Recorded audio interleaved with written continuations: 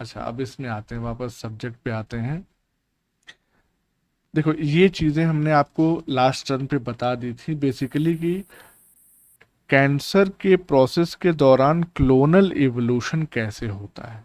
तो उसके स्टेप्स हमने आपको बता दिए थे कि इनिशिएशन होता है, प्रमोशन होता है, प्रोग्रेशन होता है, और फाइनली जो है वो मेटास्टेसिस की स्टेज आती है, जब कैंसर बेसिकली अनकंट्रोल्ड हो जाता है और थ्रू आउट द सिस्टम वो स्प्रेड कर जाता है।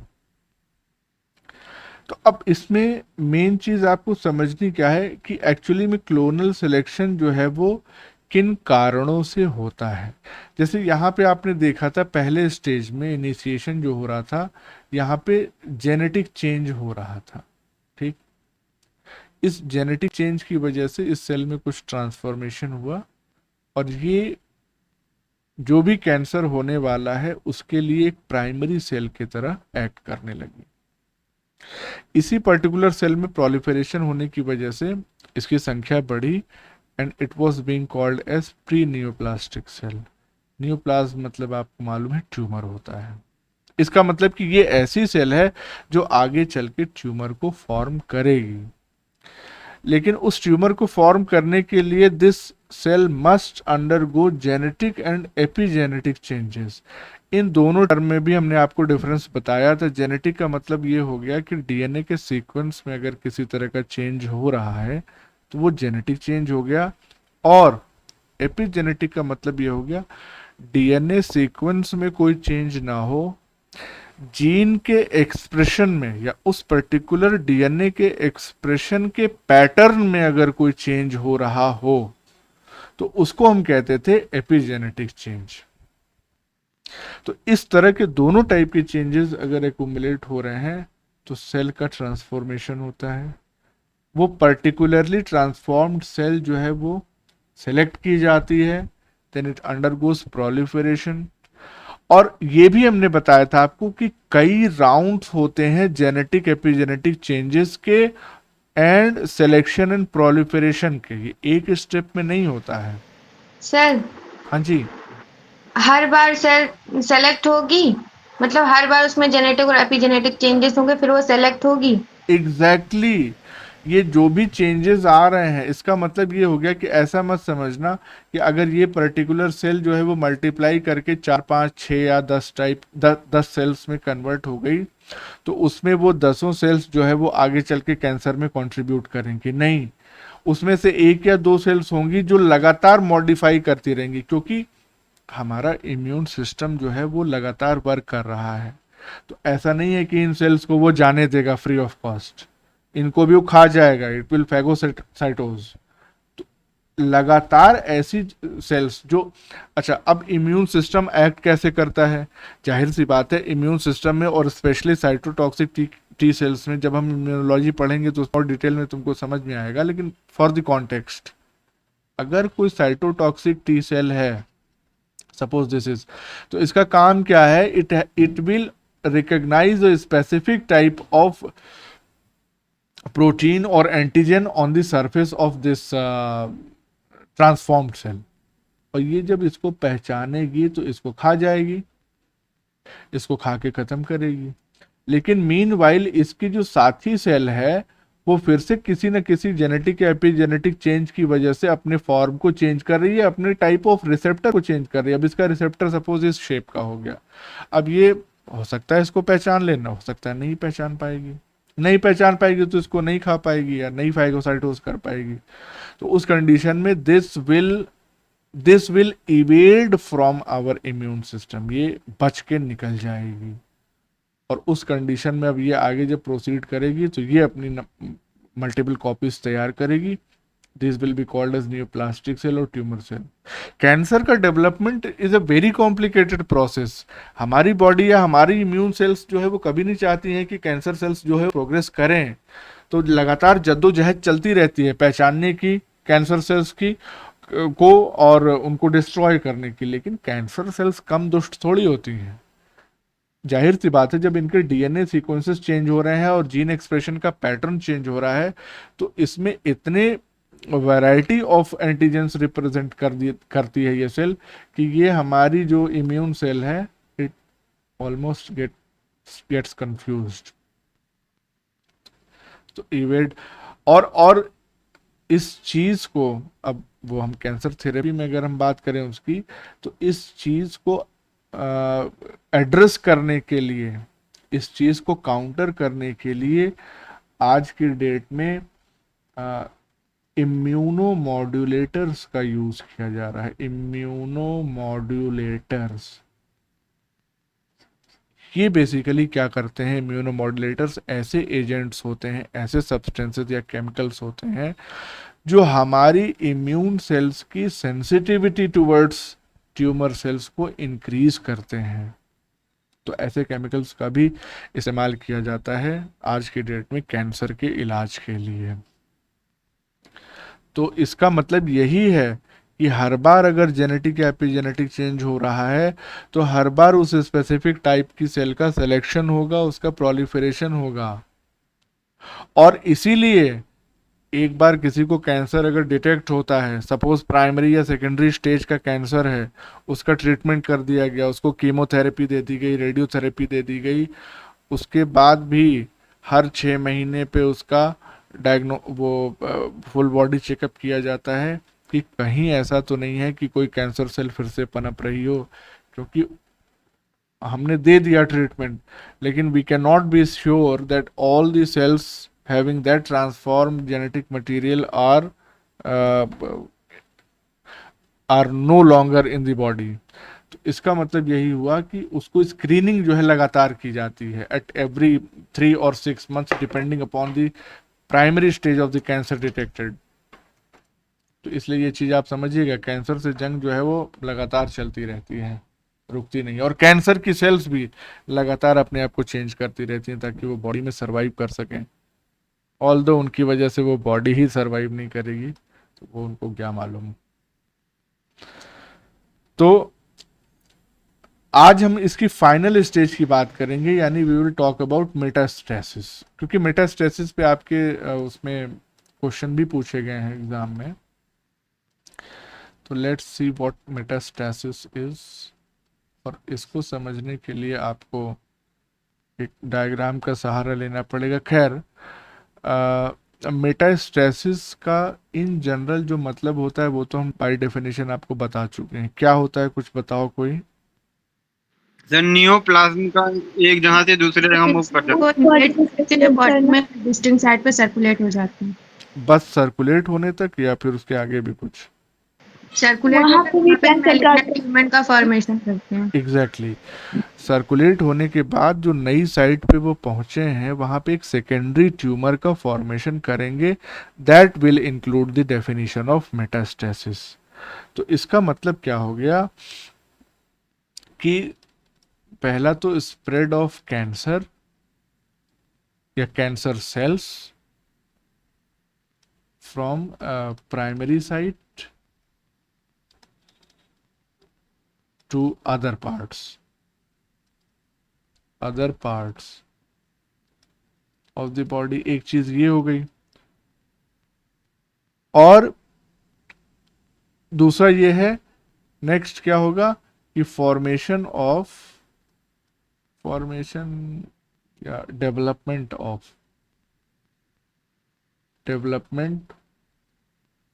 Of a secondary tumour. तो इस तरह से ये हिसाब के साथ जो है वो कंप्लीट होता है। अब बात ये है कि इस प्रोसेस में, इस मेटास्टेसिस की प्रोसेस में जो स्टेप्स इन्वॉल्व होते हैं वो क्या होते हैं। तो एक जगह पे मान लीजिए कि ट्यूमर जो है वो ग्रो कर गया लाइक दिस। अब अगर इन ट्यूमर सेल्स में से कुछ सेल्स को माइग्रेट करना है थ्रू आउट द बॉडी, तो वो क्या करेंगी? जाहिर सी बात है वो ब्लड वेसल्स का सहारा लेंगी, यानी ये सेल किसी न किसी पास वाली ब्लड वेसल के अंदर घुस जाएगी और वो मूव करेगी आगे की तरफ। तो ये जो स्टेप होता है, इस स्टेप को हम क्या कहते हैं? What is this step called? इसको हम कहते हैं इंट्रावेसेशन,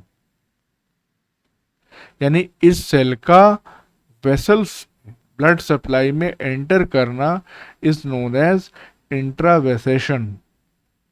और एक बार ये जब मूव करते करते अपने टारगेट साइट पे पहुंच गई, सपोज करो ये ब्लड वेसल जो है ये चलती हुई कहीं डिस्टेंट साइट पे आ गई, और ये जो ट्यूमर सेल है ये भी मूव करते करते यहाँ पे पहुंच गई, लाइक दिस, मूव करते करते यहाँ पहुंच गई। अब यहाँ से ये निकलेगी बाहर की तरफ, बाहर की तरफ निकलेगी। सपोज ये कोई ऑर्गन है हमारा, लेट्स से इट्स लिवर, ये सेल निकल आई और ये घुस गई कहाँ पे, लिवर के अंदर घुस गई। अब लिवर में ये एक स्पेसिफिक साइट पे एडहेयर कर जाएगी and then it will start its proliferation, it will increase in number. Blood vessel से एग्जिट करना और किसी दूसरे ऑर्गन या दूसरे साइट पे अपने आप को एस्टेब्लिश करना, इसको हम क्या कहते हैं, दिस इज कॉल्ड एज एक्स्ट्रावेसेशन। तो यहां पे ब्लड वेसल में एंटर कर रही थी तो इंट्रावेसेशन हो रहा था, यहां पे ब्लड वेसल से ये सेल्स बाहर निकल रही हैं तो ये एक्स्ट्रावेसेशन कहलाता है। तो ये जो स्पेसिफिक स्टेप्स होते हैं ये मेटास्टेसिस को दर्शाते हैं, मतलब इनका होना जरूरी है।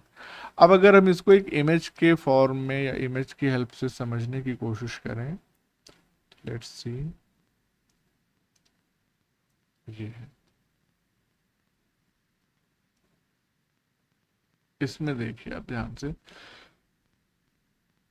पहली कंडीशन क्या है कि ये नॉर्मल एपिथेलियम है और एपिथेलियम के जस्ट नीचे ये बेसल लेमाइना है जो कि कनेक्टिव टिश्यू का बना होता है।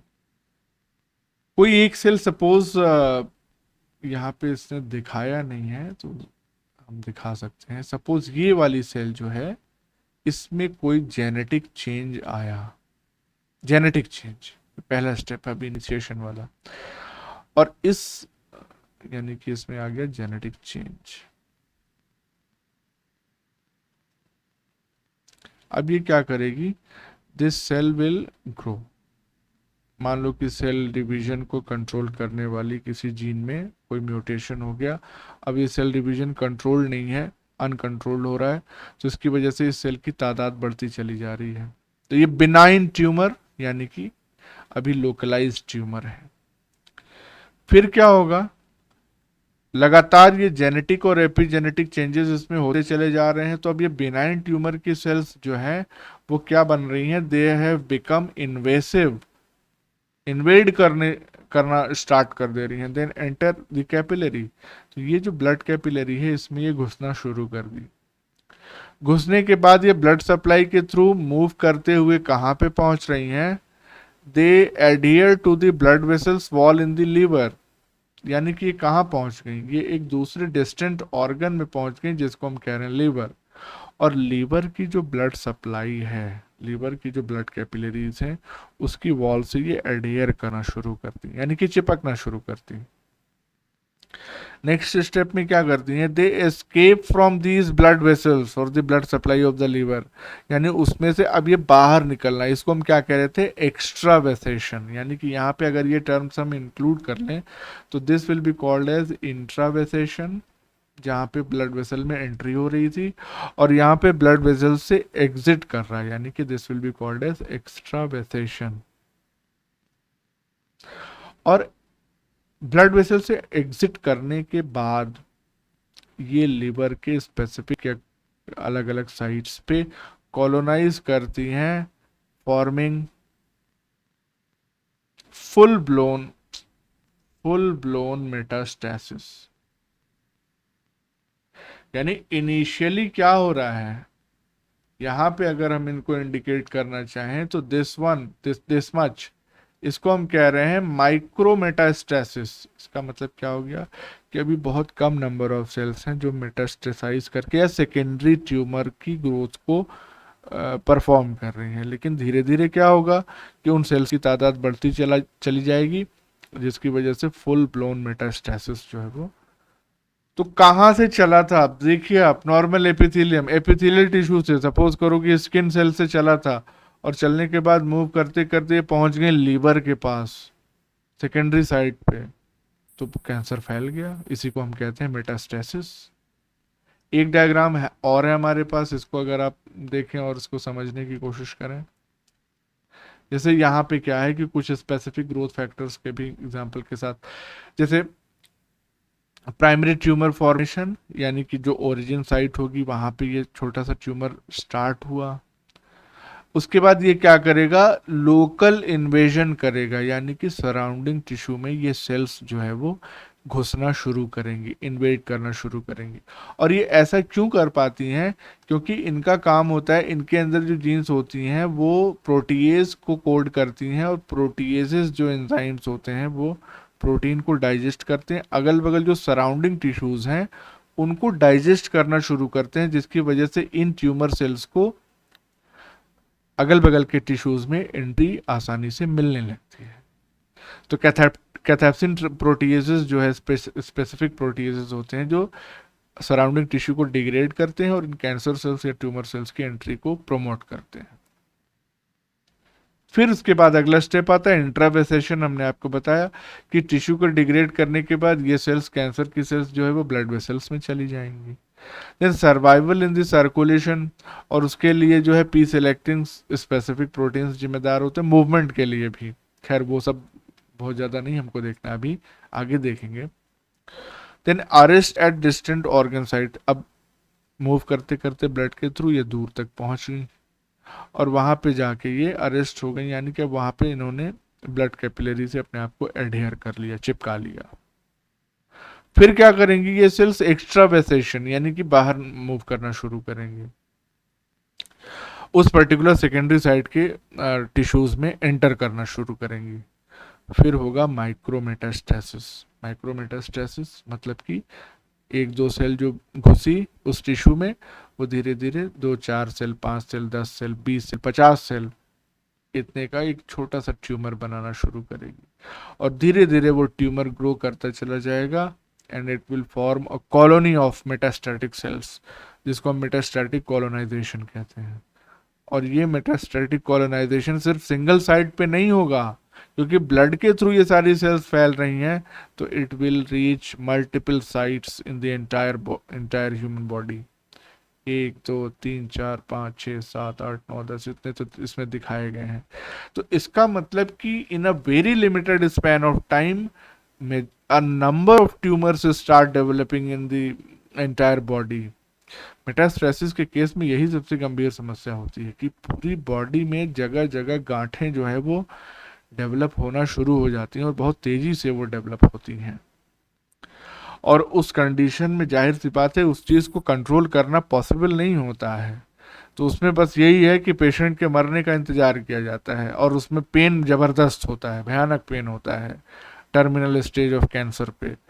तो फिर वही मॉर्फिन की ड्रिप चढ़ाई जाती है कि morphine is a potent analgesic, और इसका ड्रग अब्यूज़ भी बहुत ज़्यादा होता है। मॉर्फिन से ही आपको मालूम हो तो हेरोइन बनता है, वो बहुत अब्यूज ड्रग है, तो उसका इस्तेमाल किया जाता है। एसिटाइलेशन करा के सर, क्या बेटा? सर मॉर्फिन का एसिटाइलेशन करा के हीरोइन बनता है। हाँ, उसी का एसिटाइलेशन करा के बनता है उसी से। तो मॉर्फिन की ड्रिप्स चढ़ाई जाती हैं टर्मिनल पेशेंट्स में, तो वो क्या करता है, वो सारी जो भी नर्व हैं या नर्व फाइबर्स, नर्व एंडिंग्स हैं, उनको सब सुन्न कर देता है। तो हुआ करे दर्द, मतलब मॉर्फिन ड्रिप जिसको चढ़ रही है तो आप समझ लीजिए कि एक आध दिन, 2 दिन, 4 दिन का मेहमान है, बस उसको अपना प्राण त्यागने में समस्या हो रही है, तो किसी तरह उसको पेन से रिलीव किया जा रहा है, नथिंग एल्स। तो ये कैंसर भैया बहुत वाहियात बीमारी है, इसमें कोई संदेह नहीं है, शक नहीं है। तो इतना इतना सब कुछ मेटास्टेसिस के बारे में जानने के बाद अब हम लोगों को डिस्कस करना है next properties of the cancer sales. इसकी प्रॉपर्टीज क्या होती हैं कैंसर सेल्स? कई सारी प्रॉपर्टीज होती हैं कैंसर सेल्स की, एक दो नहीं। जैसे इसमें सबसे पहली जो प्रॉपर्टी होती है, नंबर 1, जिसको हम कहते हैं इमॉर्टलाइजेशन। इसका मतलब क्या हो गया कि क्या कैंसर सेल कभी मरती नहीं है? ऐसा होता है टेक्निकली। एक बात ये समझ मतलब लीजिए कि आप, जैसे नॉर्मल सेल में एपोप्टोसिस होती, मतलब उसका फंक्शन होने के बाद उसे मरना, इसमें नहीं होती है एपोप्टोसिस। इसका टाइमलाइन डिफाइंड नहीं होता है। और इसलिए नहीं डिफाइंड होता है क्योंकि नॉर्मल सेल्स सपोज करिए ये है, तो ये दो टाइप की सेल दो सेल्स में डिवाइड करेगी, यानी कि सेल डिवीजन अगर इसका हो रहा है तो ये दो सेल्स में डिवाइड करेगी। और इस दौरान होता क्या है कि एक स्पेसिफिक स्टेप होता है जिसको हम कहते हैं टीलोमेयर शॉर्टनिंग।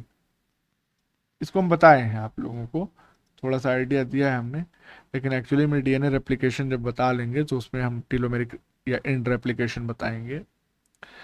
तो जितनी बार भी एक नॉर्मल सेल डिवाइड करती है, हर बार उसका, अब भाई क्रोमोसोम है, दिस इज द क्रोमोसोम, इसके जो एंड्स वाले पोर्शन होते हैं इसी को हम कहते हैं टीलोमियर। टीलोमियर का जो रेप्लिकेशन होता है वो बड़ा टिपिकल होता है। तो एक्चुअली में होता क्या है कि ये टीलोमियर रेप्लिकेशन कहें या हम इसी को कह देते हैं एंड रेप्लिकेशन, तो जो नॉर्मल सेल्स होती हैं उसमें ये एंड रेप्लिकेशन इतनी एफिशिएंसी से नहीं होता है कि जो ओरिजिनल लेंथ थी टीलोमियर की इन द मदर सेल, वही ओरिजिनल लेंथ डॉटर सेल में मेंटेन नहीं रह पाती है। यानी कि टीलोमियर की शॉर्टनिंग होती है with each division of a cell. तो यहाँ पे टीलोमियर थोड़ा सा शॉर्ट कैसे होता है, क्या होता है, ये हम लोग डिस्कस करेंगे, घबराओ नहीं, उसका डिटेल हम लोग जानेंगे, लेकिन फिलहाल के लिए इतना ही पॉइंट समझना जरूरी है। तो इस पहला डिवीजन हुआ, टीलोमियर शॉर्ट हो गया, अब ये सेल फिर से डिवाइड करेगी, यानी कि अब ये जो दो डॉटर सेल्स बनी है इसमें टीलोमियर और शॉर्ट होगा, फिर से टीलोमियर शॉर्टनिंग होगी। तो एक स्टेज ऐसी आती है कि टीलोमियर शॉर्ट होते होते होते होते सेल को ये लगने लगता है कि यार आखिर टीलोमियर क्या है, it is a part of chromosome, और क्रोमोसोम क्या है, chromosome is made up of DNA. तो सेल को ये लगने लगता है कि भैया डीएनए डैमेज हो गया है क्योंकि टीलोमियर जरूरत से ज़्यादा शॉर्टन हो गया है, और उस कंडीशन में, डीएनए डैमेज की कंडीशन में, द सेल इंड्यूसेस एपोप्टोसिस। और एपोप्टोसिस जब इंड्यूस हो जाती है तो सेल की कहानी खत्म हो जाती है। लेकिन कैंसर सेल्स के साथ क्या है हिसाब किताब, कि कैंसर सेल्स जो होती हैं, कैंसर सेल्स, एक second, cancer cells they have telomerase activity, और टीलोमेरेज एक्टिविटी सिर्फ सिंपल फॉर्म में नहीं होता है, एनहांस्ड टीलोमेरेज एक्टिविटी।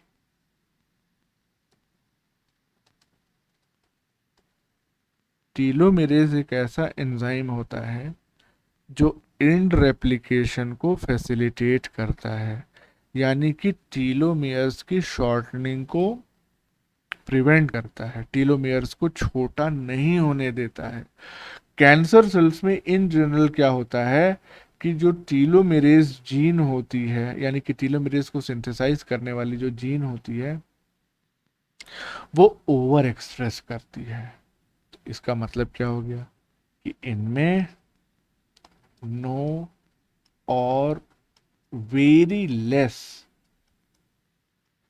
शॉर्टनिंग ऑफ टीलोमियर्स, और अगर बहुत कम या नहीं के बराबर शॉर्टनिंग होगी टीलोमियर्स की, तो इसका मतलब कि जो डीएनए डैमेज रिस्पॉन्स है वो इंड्यूस नहीं होगा, और अगर वो रिस्पॉन्स इंड्यूस नहीं होगा किस तो सेल की एपोप्टोसिस नहीं होगी। तो इसका मतलब कि the cell will continue to divide and divide and divide and increase its number. ये जो फंडा है, इसी की वजह से हम कहते हैं कि the cancer cells are under immortalization, immortal होती हैं, अमर होती हैं। ये बात आपको समझ में आ गई कि इसमें की पॉइंट क्या है, दिस टीलोमेरेज एक्टिविटी। सिर्फ कैंसर सेल्स ही नहीं, कुछ और भी सेल्स हमारे बॉडी में पाई जाती हैं, इंक्लूडिंग स्टेम सेल्स, जिसमें टीलोमेरेज एक्टिविटी बहुत हाई होती है। तो लेकिन कैंसर सेल्स में ये चीज़ हमको नुकसान पहुंचाती है। तो एक फैक्टर तो या एक पैरामीटर या एक प्रॉपर्टी कैंसर सेल की ये हो गई इमॉर्टलाइजेशन। दूसरी प्रॉपर्टी की अगर हम बात करें, नंबर 2, तो इसका मतलब होता है the second property is loss of anchorage dependence. अब लॉस ऑफ एंकरेज डिपेंडेंस इसका क्या मतलब होता है? देखो, इन जनरल क्या होता है कि जो नॉर्मल सेल्स होती हैं, नॉर्मल सेल्स, इनको ग्रो करने के लिए एक सबस्ट्रेटम चाहिए, यानी कि नीड सबस्ट्रेटम, सबस्ट्रेटम कहिए या सरफेस कहिए, नीड सबस्ट्रेटम और सरफेस टू ग्रो। इसका मतलब क्या हो गया कि they must be anchored to a particular surface. अगर इस अगर उनको सरफेस नहीं मिलेगा और अगर इनको सिंपली हम किसी फ्लूइड में सस्पेंड कर दें तो ये ग्रो नहीं करेंगे। यानी कि डू नॉट प्रोलिफरेट और grow when suspended in fluid और सेमी सॉलिड अगार जेल। तो ये बात आप समझ लीजिए कि अगर सेल को सिंपली हम किसी लिक्विड मीडियम में डाल दें, नॉर्मल सेल को, तो उसके ग्रोथ के चांसेस जो है वो बहुत कम होंगे। अगर हम ऐसी सरफेस उसको प्रोवाइड करें कि वो सरफेस से अटैच हो सके, तभी वो ग्रो करेगी। एनिमल सेल की स्पेशली हम बात कर रहे हैं। अच्छा, इस टाइप की जो ग्रोथ होती है उसको हम क्या कहते हैं? Such type of growth is known as anchorage dependent growth. लेकिन वहीं पे अगर हम कैंसर सेल की बात करें तो कैंसर सेल को एंकरेज डिपेंडेंट ग्रोथ की कोई रिक्वायरमेंट नहीं होती है। यानी कि ट्रांसफॉर्म्ड सेल, ध्यान रखिएगा इस टर्म को, ट्रांसफॉर्म्ड सेल का मतलब कैंसरस सेल की हम बात कर रहे हैं या जिसमें जेनेटिक ट्रांसफॉर्मेशन हो गया, वो कैंसरस सेल की तरफ बढ़ चुकी है तब्दील होने के लिए। तो transformed cell shows anchorage independent growth. इसका मतलब ये हो गया कि ट्रांसफॉर्म सेल जो है वो आराम से किसी लिक्विड मीडियम में भी ग्रो कर जाएगी और अपनी संख्या जो है वो बढ़ाती चली जाएगी, लाइक दिस। भले ही लिक्विड मीडियम है या सस्पेंशन है, तो this is a transformed cell और ये लगातार अपनी संख्या बढ़ाती जा रही है। What is this? This is suspension. इसको हम कहते हैं लिक्विड मीडियम।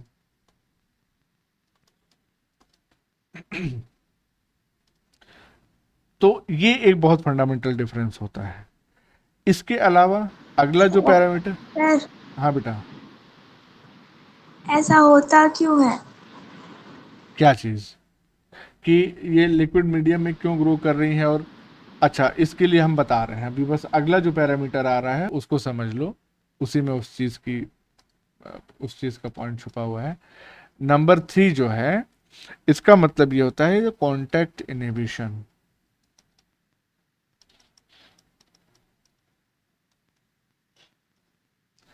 कॉन्टैक्ट इनहिबिशन इसका मतलब क्या होता है? इसका मतलब ये होता है जो आसपास की सेल्स होती हैं वो एक दूसरे को इनहिबिट करती कि अब ग्रोथ नहीं होनी चाहिए। हाँ, इसको समझने के लिए सबसे सही एक एक डायग्राम भी है हमारे पास। यस दिस,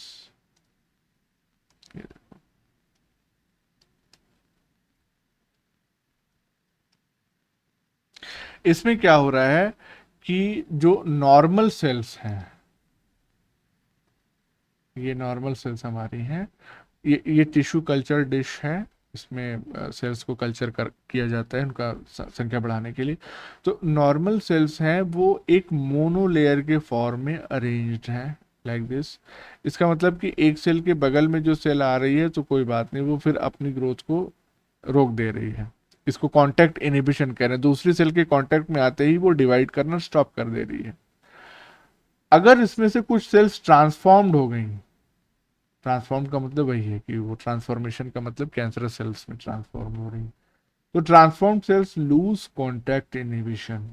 इसका मतलब कि उसके इधर भी सेल है उधर की भी सेल है, इस सेल को कोई फर्क नहीं पड़ता, ये ट्रांसफॉर्म हो चुकी है। It will continue to divide regardless of the presence of cells in the adjacent sides. अब ये लगातार बढ़ती चली जाएगी, foci of uninhibited transform cells. और ये उस सरफेस में ही नहीं रहेगी, ये सरफेस से बाहर निकल के और अनरेगुलेटेड मैनर में डिफरेंट लेयर्स तैयार कर देगी। जैसे यहाँ पे आप देख सकते हैं, ये वाला जो इमेज है ये एक्चुअल इमेज है, माइक्रोस्कोपिक इमेज, जिसमें आपको नॉर्मल सेल्स दिख रही हैं, एक इवन डिस्ट्रीब्यूशन है सेल्स का। लेकिन यहाँ देखो पागल हो गई हैं सेल्स, एक दूसरे के ऊपर कूदने के लिए तैयार है, चाहे कितनी भी लेयर जो है वो तैयार बनती चली जाए। अब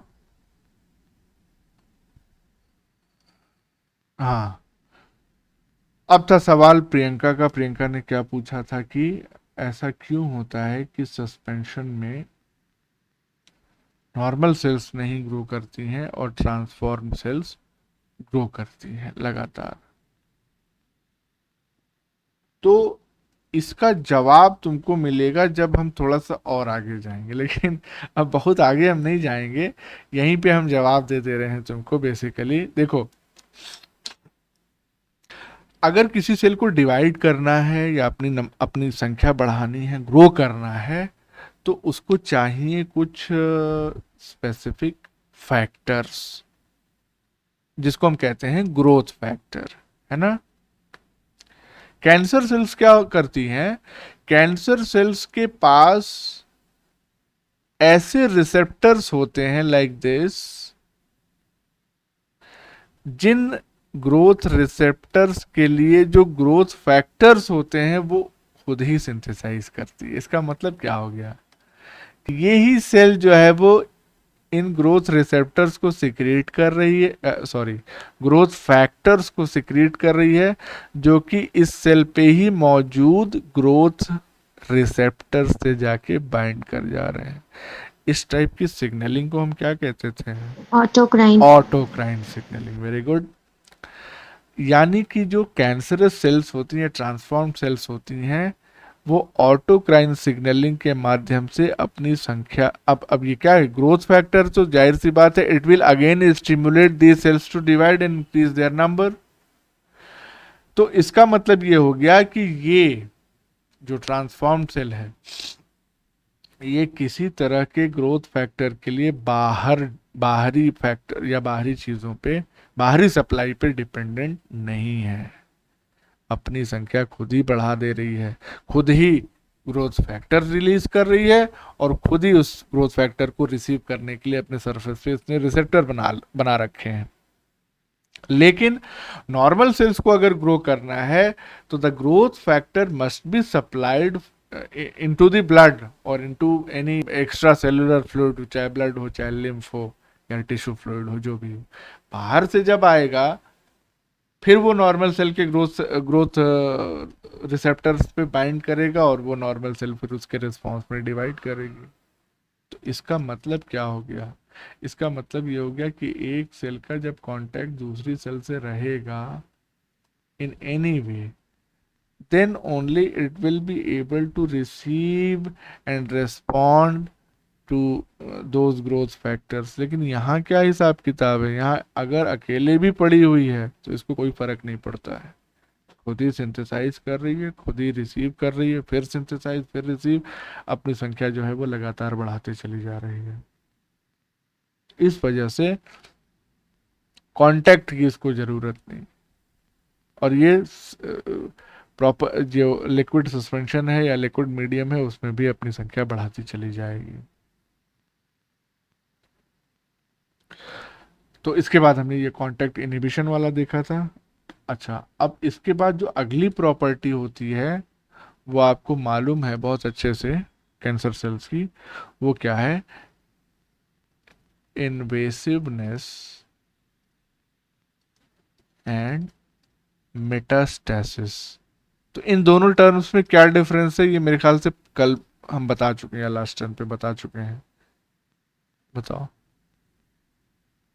कोई बताओ।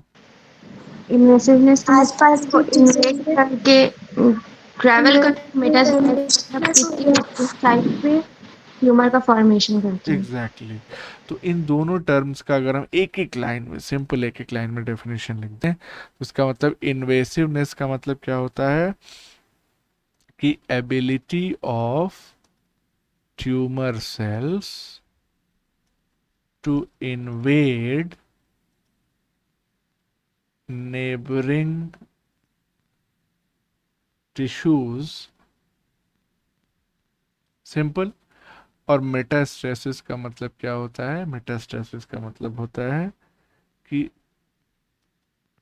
Ability of cancer cells to migrate to a new location and proliferate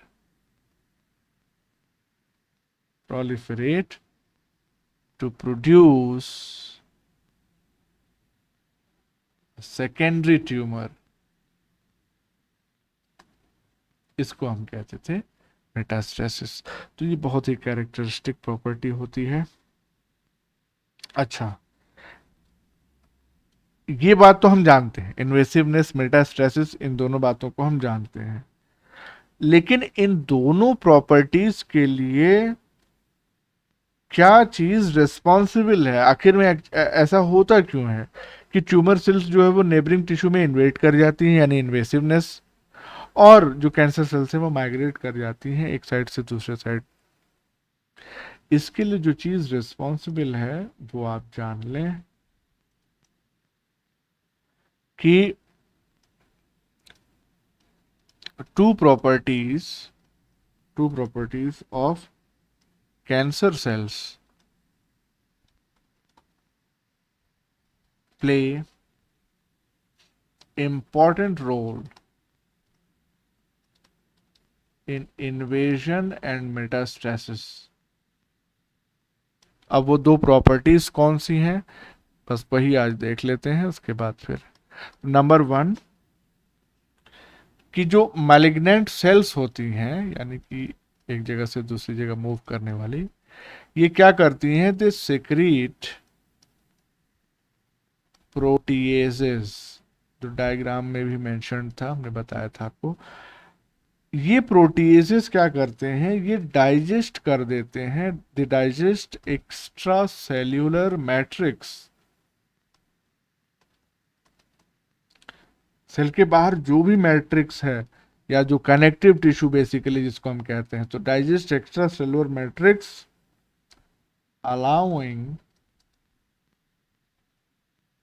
cancer cells to invade normal tissues.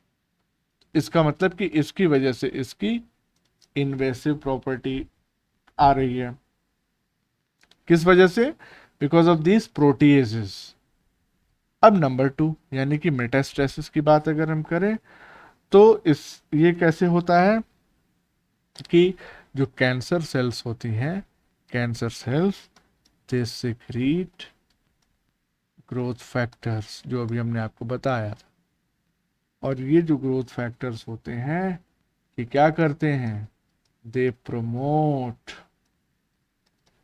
The formation of new blood vessels. और एक बात समझ लीजिएगा, कैंसर की ग्रोथ के लिए ये जो प्रोसेस है एंजियोजेनेसिस जिसको हम कहते हैं, ये सबसे इम्पॉर्टेंट है।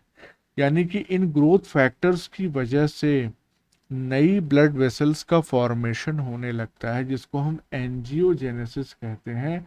और इस एंजियोजेनेसिस की वजह से क्या होता है, इट सपोर्ट्स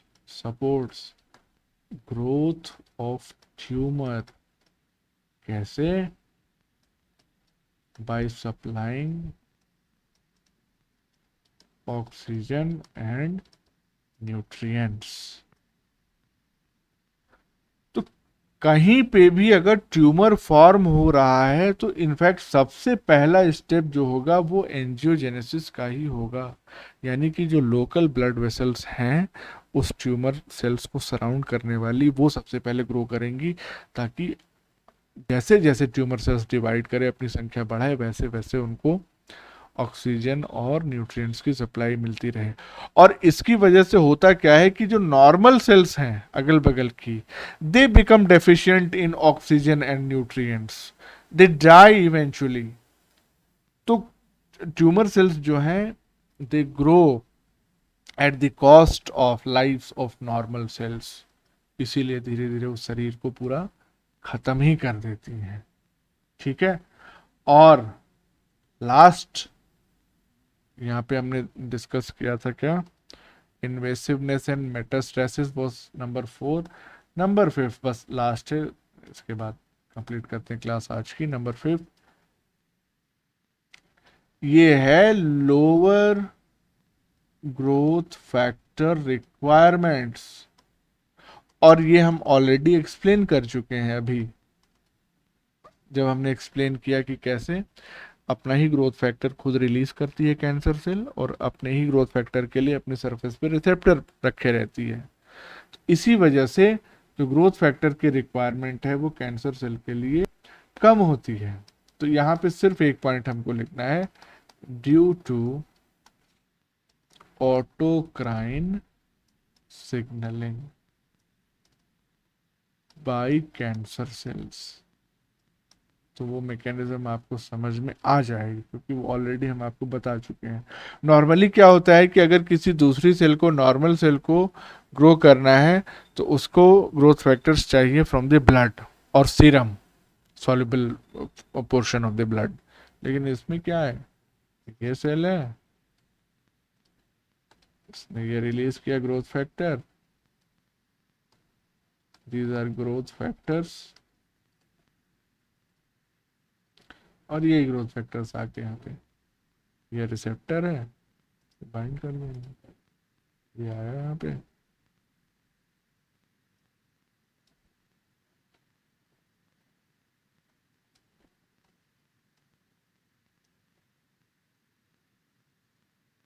ये कौन सी सेल है, ये हमारी प्यारी ट्यूमर सेल है।